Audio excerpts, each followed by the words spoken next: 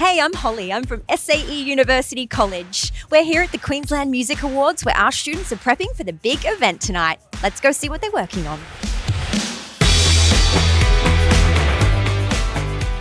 Why is it important for SAE students to have opportunities to work at events like this? There's a big difference between learning in a classroom and getting your hands on the gear, working with a real audience. It's just not something that can really be replaced. Without programs like this or chances to be a part of something like this, it's very hard for us to know what we're stepping into. They bring us all together, remind us why we do what we do, and give us a chance to show it off to the world.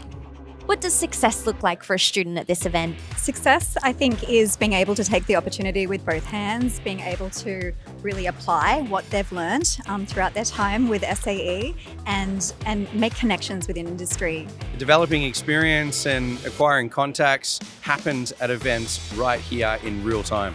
I think just real life experience is so much better than a lecture. Having your hands on faders and plugging in microphones, learning from mistakes and learning from triumphs is a really amazing way to learn.